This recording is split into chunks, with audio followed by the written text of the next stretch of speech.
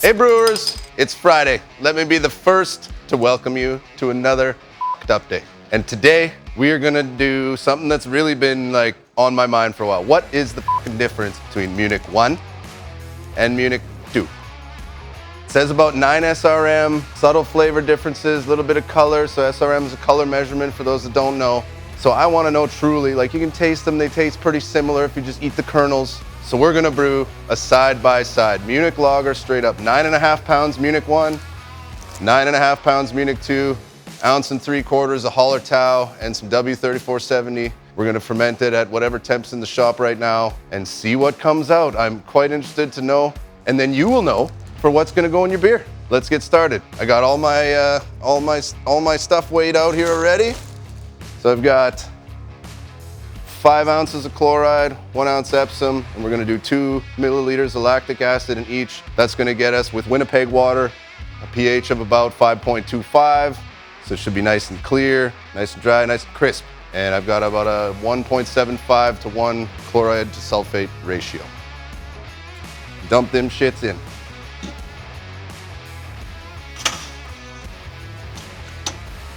We're gonna be offsetting these 2 brews by about 20 minutes just because I wanna use the same chiller and I don't wanna be having one boil go a little bit longer or anything. We're gonna try and keep it as sciencey as we can, hashtag science. Boom. Oh, a little bit of that in there, boom. Stir that up, then I'm gonna get my lactic acid. And it says 2 milliliters of lactic acid. I use the Easy Water spreadsheet. Okay, 1 squared. 2 squared. Oh, uh-oh. Hot. Little hot. Okay, let's get this first mash in. We'll start with the Munich 1. Boom. Boom. Get my sack o' malt. That's what I'm gonna do. Munich 1.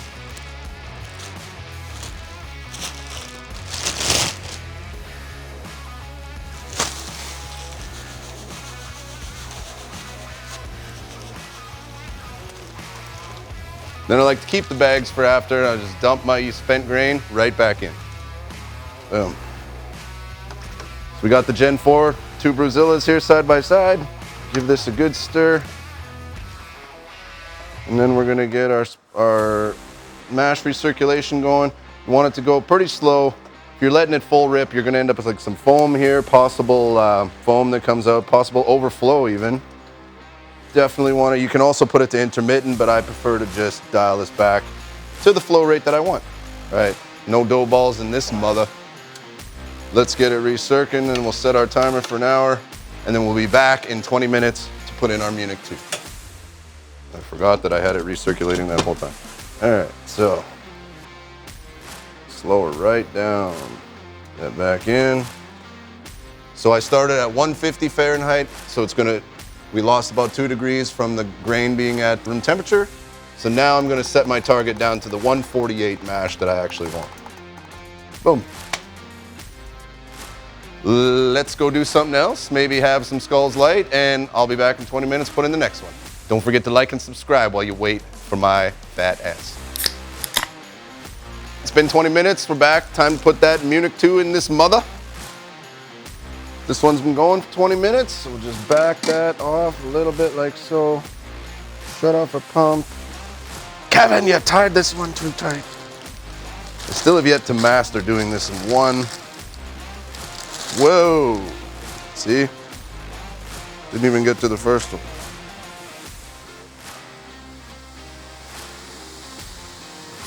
Oh, look at that. Look at that, boys and ghouls. I got it in one pass. Like I say, we put that aside for our spent grains. Give this a good stir. Get them dough balls out of there. We don't like those dough balls because dough balls don't turn into sweet, sweet work. So we went with 5 gallons of mashed water. We're gonna do 2.5 gallons of sparge water, which is heating up in our 3rd Brewzilla. Yeah, we got all the toys. What of it? Boom, boom, fire up that pump. I wanna pump it better. And I wanna slow her down, and something like that. And now we wait. Time for some Skulls Light. I think I might be mostly Skulls Light, not Blood anymore. Oh yeah, by the way, for those of y'all that don't know, we have Pro Brew.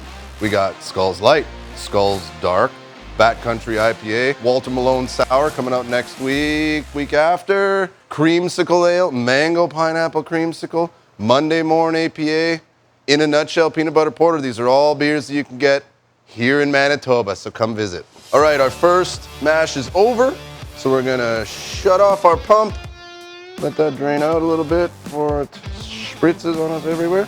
We're gonna take this off for the time being. Open that up. Boom. Lift and twist. And with the new Gen 4s, I like to go just to the first layer first. Then we're gonna get our sparge water, 2.5 gallons. I like to weigh my sparge water. So 2.5 gallons, 20 pounds. Let us go. All right, boom, and boom. If you were smart, which I am not, you'd be wearing gloves right now because this hose is gonna get pretty hot any second now, but I'm tough. If you're gonna be dumb, you gotta be tough, right? And we're gonna do this all again in 20 minutes for our second sparge.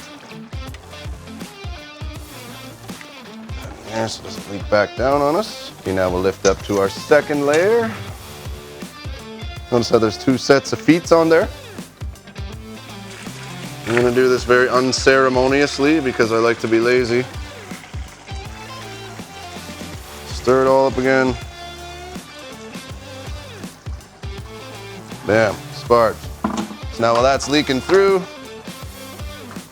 we're gonna set this to boil. And off we go. I'm gonna set my timer for 20 minutes, then we will sparge the Munich 2. Boom. Hit that button, hit it, like, subscribe, like. We'll be back in 20 minutes. Okay, we're back. I had to change shirts for sentimental reasons, shall we say. Some people were in the shop that may not have appreciated this beautiful shirt that I'm wearing, so now I'm back. Baby, look at my birdies. Okay, so 20 minutes are up. It's time to sparge this mother right here. This, we shut off our pump, disconnect our, shake off the goobers. Get your lid. Take this, and spin and up and 2 and spin and down. Okay, we're gonna let that drain just a sec. We're gonna put our 20 pounds of water.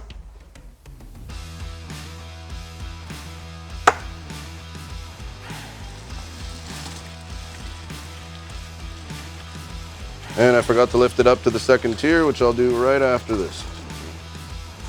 And normally I would do this before putting the water in, but what's the difference? Okay, bam, well, while that one's doing that, gonna grab our bag, get rid of our spent grains.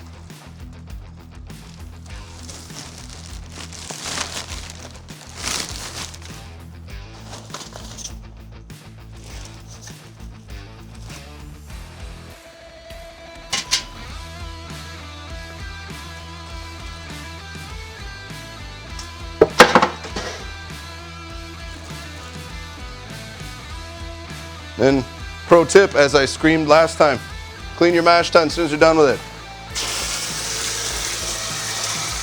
Quick spray while everything's nice and wet.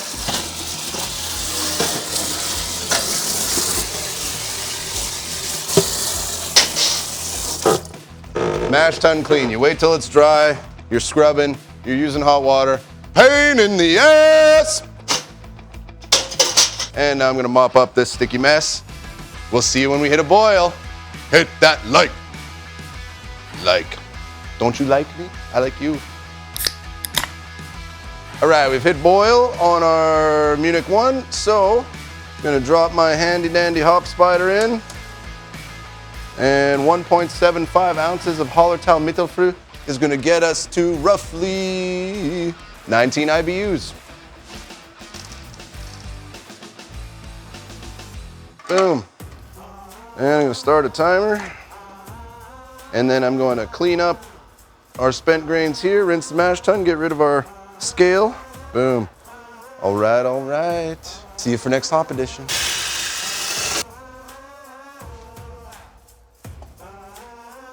And we're back. Hit a boil on our Munich 2. As we can see, it does look a little bit darker than the Munich 1. I mean, that one's got a real giver boil going, but it does look a little bit darker. Smell, I mean, the smell always kind of smells the same, right? Like pretty similar unless you got some hops in there. Anyway, let's get our different kind of hop spider in here. Dump them hops in.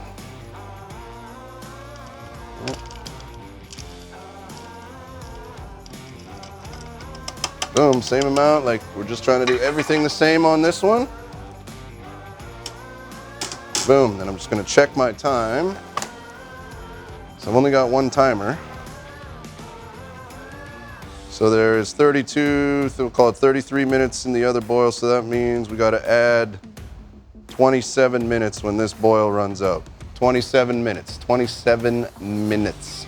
While we're doing this, I'm just gonna hook up my fancy Sabco Chill Wizard. This is a plate chiller with an integrated pump. I'm just gonna hook this up, and then with 10 minutes left in our boil, we will start recirculating, sanitize that chiller.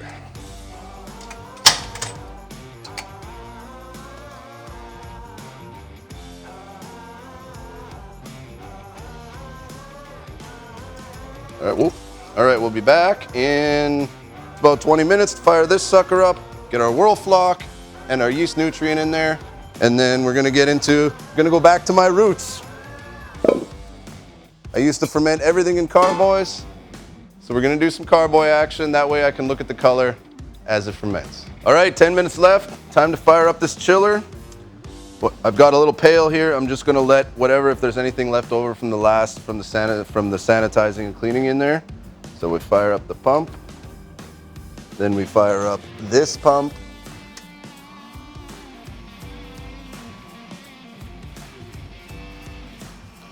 See how that's clear coming out? So that's a little bit of our rinse water from last brew. And there we go. Put that, pinch that off. Put that back into recirc. And what we're doing here is by circulating the boiling wort, as long as it's over 180 Fahrenheit, bacteria in that can't live through that kind of temperature. So we are making sure our chiller is sanitized. And when you're dealing with, just don't want this to fall off on me. When you're dealing with a counterflow chiller, you can't really get in there and scrub it and really see what's going on at all. I mean, I clean the f out of this thing back and forth. So just to clarify, yeah, I did say counterflow, but plate chillers are counterflow as well. The wort's going this way, the cooling water's going this way. All right, so we're gonna let this run for 2-3 minutes, and then we're gonna put in our whirl flock, because we want this beer to be nice and clear, and our yeast nutrient, because I use yeast nutrient in every beer. Happy, healthy, well-fed yeast makes happy, good tasting beer. 7, 6, 5. No, we don't really have to wait that much. Okay. We're gonna take some of our Y yeast beer nutrient blend. They say half a teaspoon for 5 gallons. You know what I do? Boop. Very sciencey, very scientific unit of measurement. The other thing we do, whirl flock, half a pill for 5 gallons. They don't care about us little home brewers. That's why they make it half a pill. They only care about those big breweries. Dicks. All right, boom. So I'm going to get my cooling water set up now. Give the Star Sand one more rinse through our carboys, and any minute now we're gonna start chilling. Need the gloves because this sucker is hot now. Don't want to be touching anything here once it's been recirculating. That is hot. Feeling hot. So that's our outflow, and make sure, yeah, I was using hot water before. We don't want to be circulating hot water, that's for sure. So, got my handy dandy quick disconnects here. Boom. See, that was even with my gloves on. That is, holy crap, that's hot. So, safety first. Boom. And then as soon as our counter winds down, gonna fire that up, open up this valve. We'll be chilling. It's gonna chill so freaking fast. This Chill Wizard by Sabco is unreal. I'm gonna say 2 to 3 minutes of recirculation tops, and then we're headed to the fermenter. You think the chillers, the homebrew, I mean, this is a super expensive setup. Like, I think this thing's like $1,000. Do you think the chillers in Paul's last video were quick? You haven't seen this baby yet.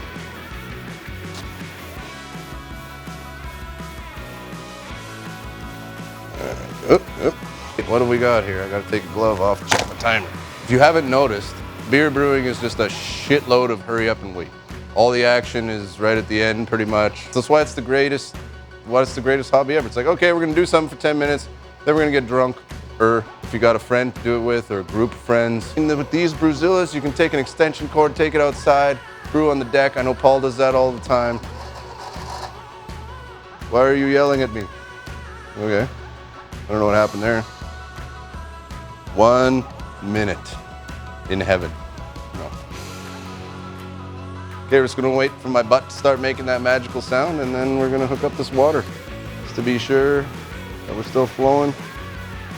Oh, we're still flowing, and that is hot. Why did I not have a glove on? Skull's light break. Be nice and sanitized. We love that. So yeah, we definitely got a little bit of darkness going. I mean, it's barely discernible, but it is there. Oh, and here we go. Boom, I'm gonna set this to 27 minutes, because if you remember, we got 27 minutes left in the other boil. All right, so now we kill our heat, we fire up our cold water. And when you're doing this, be careful of the hose that comes out, because what's coming to come out of there, whatever water's left in here, is gonna be extremely hot, and it might go and spray on you. So I'm gonna steer clear of that while I turn this on.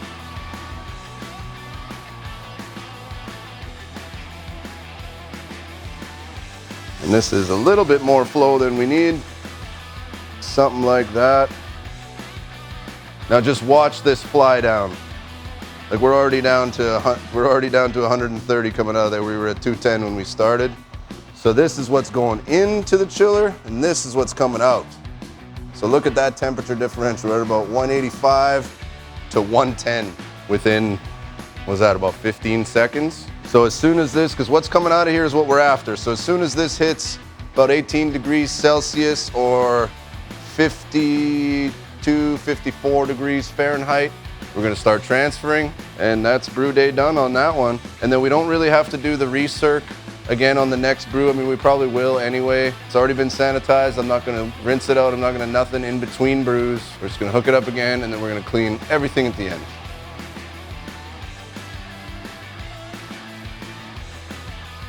See, we're already down to,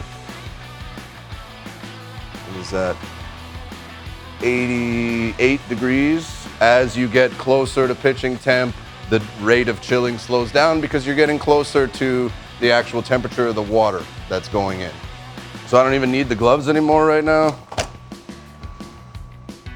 Sucker's not even hot anymore. It's gonna be a couple of minutes. One more notch. We're at 18C, 66 Fahrenheit. I want 64 Fahrenheit, 16C. Come on, come on, come on. The anticipation is killing me. Let's go. And there we go. All right, so just pinch this off.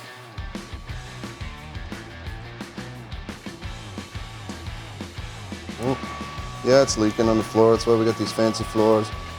All right. We'll take our hydrometer sample. And just whoop, there we go. So that is our Munich 1 hydrometer sample, and watch, that's gonna drop clear right away.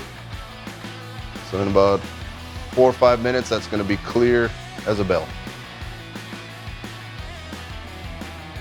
All right, so we're just about there. Experience tells me that's about 4.5, 4 3/4 gallons. We're just about done transferring. We got a beautiful copper color. I'm really into this. Like, check out down there before it goes away. So it looks like we're gonna nail our volume here. I'm gonna take a hydrometer sample right away and see if we nailed our gravity.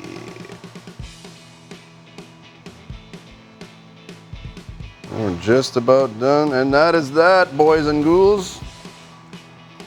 Set it off. We're gonna put this back into here just for a second. Gonna get a new piece of sanitized paper towel because I threw that one on the floor. Just to be extra sciencey, we're gonna pitch yeast at the exact same time, throw it in the fridge at the exact same time. Boom. Not just so no creepy crawlies get in the meantime. Now I'm gonna transfer this all over to the next one. Probably shut the water off. Wasting water is never good. There we go. Munich one done. About what do we got left? About 15 minutes, I'm gonna say. 12:38. Oh, and we just made a sale. Gotta love that sound. Just gonna trade these with these two.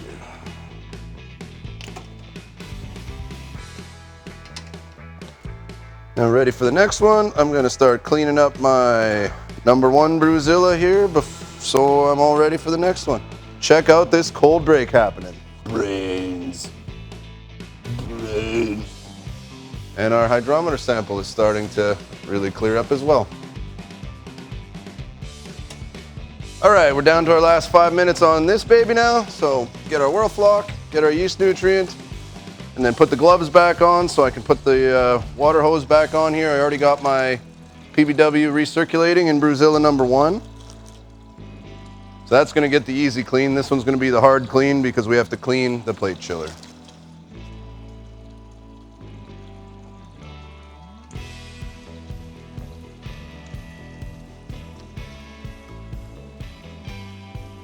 Yeast nutrient and whirl flock do not smell good. I don't know why I smelled them.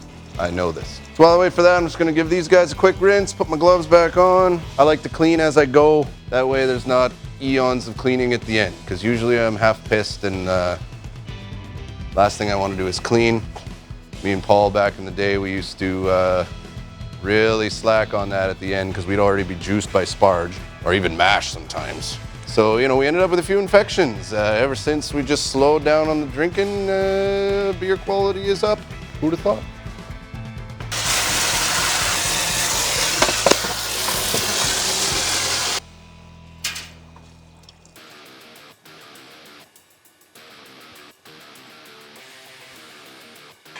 So I'm just gonna start recircling this now.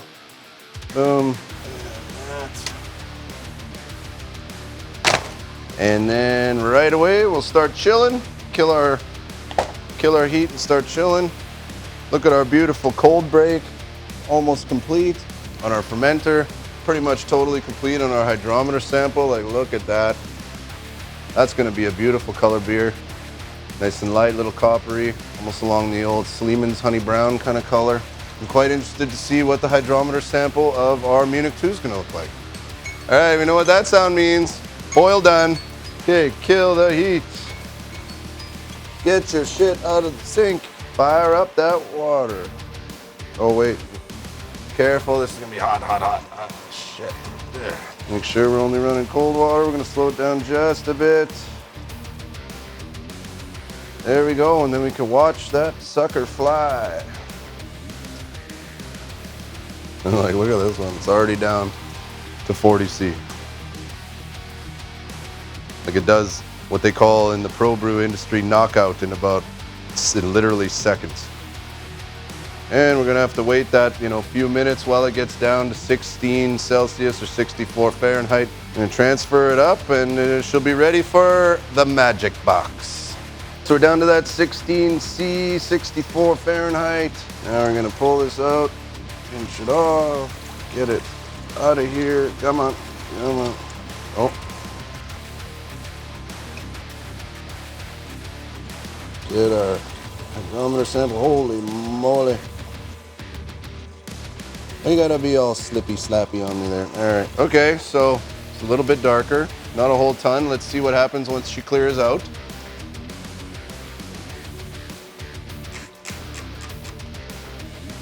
Getting some airlocks ready. Put this one on already. And like, what I'll usually do is kind of use a paper towel to kind of dry that out so it actually like grabs. We're getting down to the end here. the same thing. We pretty well nailed our, I'd say we nailed our volume.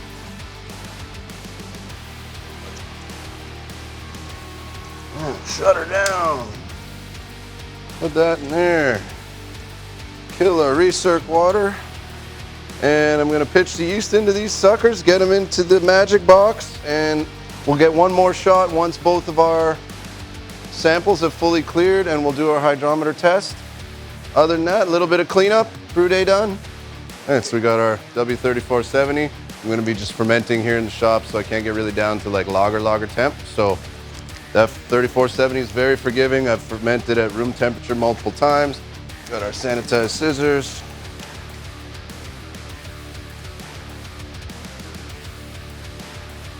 One.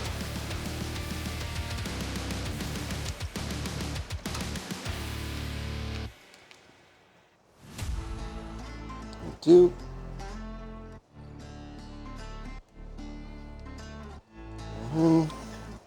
Another airlock. Give this a wipe, dry it out. Give that a wipe, kind of dry that out. And boom, we are ready for the magic box.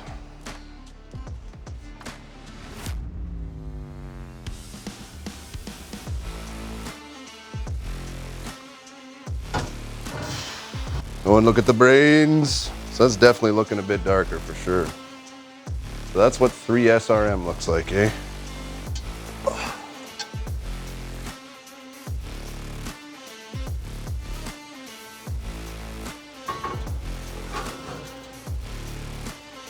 Put our labels in there.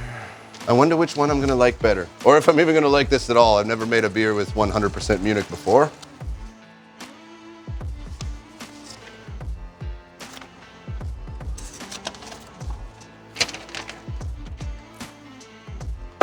Okay, I'm just gonna wait for these to fully clear because I just can't wait to see this difference in color.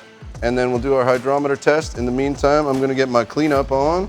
Start recirculating that PBW through this chiller because that's honestly kind of the most pain in the ass part of this entire brew. So here's our side by side. Munich 1, Munich 2. Let's get our hydrometer out. Hopefully I didn't accidentally dump too much out of the last one, which I may have, dummy.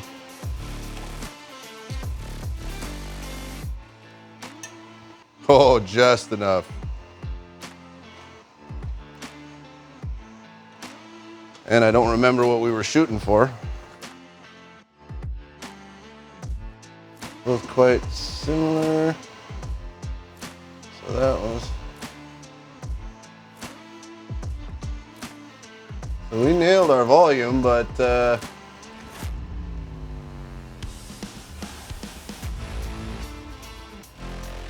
we only got 1038 when we were shooting for 1047. So this is going to be a light lager. Wonder what caused us to have low efficiency. Well, f***ed up Fridays. Either way, we got the same 1040 on each one. So it's still a valid experiment, just did not get very good efficiency, and I'm not sure why we didn't get very good efficiency this time, because we did nail our volume. Homebrewing is always a learning experience, still a valid experiment. Still probably gonna get a little bit more bitterness than we were after. Still gonna probably be a nice good beer, a little bit lighter than expected. Dang. 2 weeks later. So today we are trying, we did that Munich 1 versus Munich 2. It's the exact same recipe, 9 pounds Munich 1, 9 pounds Munich 2, 1 ounce Hallertau, 1 ounce Hallertau. That is it. So we did get a full point below on our efficiency, still haven't figured that one out. So it's gonna be a little lighter, maybe a little weak on the mouth than I would have expected, but, or that I would have hoped for. But let's give it a rip. First thing, you need to have a look. So they say the difference between Munich 1 and Munich 2 is about 3 SRM. That's looking pretty damn close to about 3 SRM to me. You know, as an expert. So Munich 2, definitely darker. They certainly aren't lying on that one. All right, let's have a little sippy poo. Start with the Munich one.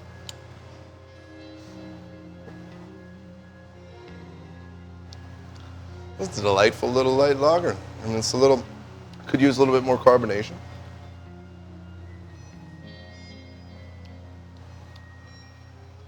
Certainly something I could drink a whole heck of a lot of. It's only about 4.5%, so that helps. Oh, yeah. Very light, not a whole lot going on, but Very light, malty, a little bit of that Munich sweetness, like obviously over, you know, a two-row, one of those kind of things. I find Munich has a certain, almost like a copperiness to it. And again, please, Cicerones, please tell me what the fuck I'm not saying properly about that. But yeah, I mean, quite delightful. They do say you can use Munich as 100% of your grist. I've never done it before. I could see myself brewing this again. My only basically issues with it are a little undercarb right now, and that extra full point on the OG would have certainly helped give it a little bit of kick. Well, let's go for Munich 2. It's a beautiful color. Like if you're looking for that just like deadly beautiful orange, like this is a sexy beer. it's got a bit more head on that one. Yeah, I mean they're both carbing for the exact same amount of time, exact same pressure, so I'm not quite sure why this one's a little bit more than that one. But on the nose, I get a little bit different. I'm gonna wait till like pass it over to Kev before I ruin his palate with the power of suggestion.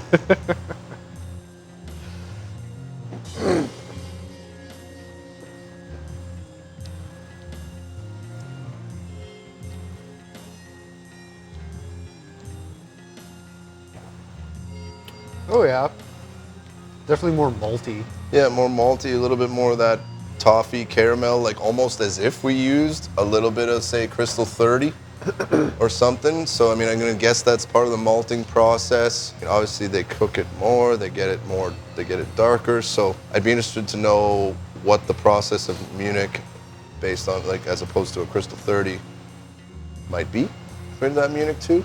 Obviously, you're not going to make a beer that's 100% Crystal 30. It's a much stronger effect on it. One more sip of each, but like definitely more of that toffee, more of that malt hit. I honestly think I might start using Munich 2 a little bit more often. I've always been kind of a Munich 1 guy, but Like I definitely like the number 2 better. yeah, like I just went back to the 1 and Like you're saying, like it's kind of like got that coppery sort of thing. Like it tastes like pennies. yeah, That one does not have that. indeed. And it's really strange because like when you look at the grains themselves, like you could swear that they're the exact same thing. Oh, 100%. Like when I look at the bins in the grain room, I'm like, are these actually any different? Is this just... But if you taste the kernels, they do have a bit of a different taste to them. I was expecting more of the copper kind of, whatever that flavor that we're not diagnosing properly out of that one. But yeah, Munich 2 lager. I'm gonna put this on tap at home. This is delightful. The Munich 1 too, I just think too, like as a 4%er, if it was a 5%er, might be a little bit more desirable. But yeah, if I was gonna do this again as a Munich lager, straight up Munich 2 all day long. You often see, you know, Munich 2 in your your Belgian styles or your darker beers or your saisons, whereas like, you know, you throw some Munich 1 in an IPA and a pale ale just to give it a little complexity. But I think after today, I might have just become a Munich 2 man. Yeah, that's much nicer.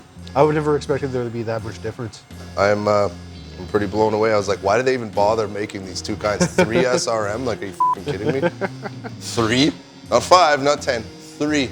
But it does make a huge difference. And this is why we do this shit. Don't forget to like, subscribe for us to do all this dumb bullshit. Now I've got 40 liters of Munich lager to drink. I'll probably have that taken care of by Monday. I could help you. Nice. Get in the studio. Watch out, this guy's in my band. We're gonna make a triple IPA fortified with tequila called Down Here From Now. It's the name of our band. Keep an eye out for that one. It's gonna be pretty f***ed up. I think we might have to shoot that one at home so we don't have to drive back from the shop. Okay. Stay f***ed up, my friends. Look at that beaut. That is a beaut. I see you next Friday.